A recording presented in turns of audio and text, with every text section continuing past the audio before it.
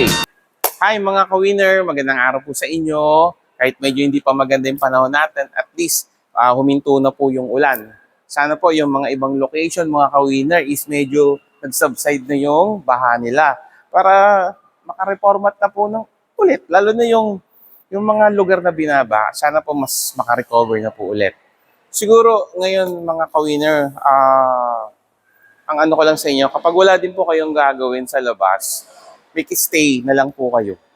Tapos yung mga kapar parents ko po na ganyan, may alaga, tapos medyo devastated yung lugar, try po i-unleash nyo yung mga alaga nyo, yung mga aso nyo pong nasa mga likod ng bahay, yung mga gano'n, para masave naman po nila yung sarili nila.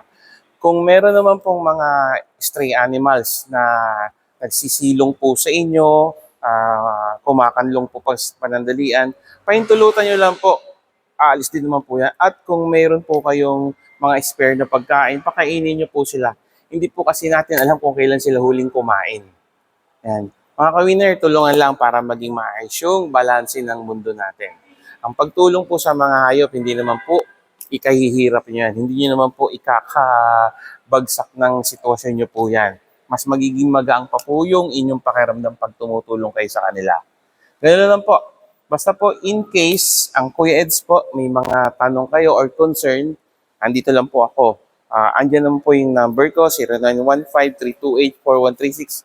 Ready Viber po yan. At subscribe po kayo sa akin para in time po na may mga updates po na tips pwede nyo pong malaman is malalaman nyo po para mag-click po kayo sa akin. Mga ka-winner, simplihan nyo lang po simulan nyo po sa mga bagay na pagpaplano. Yung kaya lang po ng budget.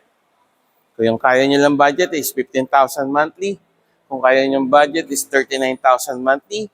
Kung kaya nyo budget is nasa 40,000, usap po tayo. Lalo na kung 21,000 yung monthly na budget, usap po tayo.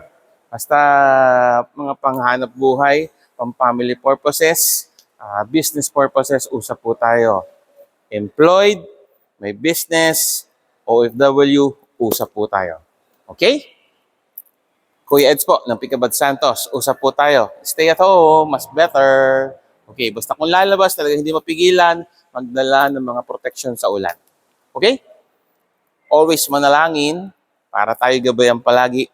Bye-bye!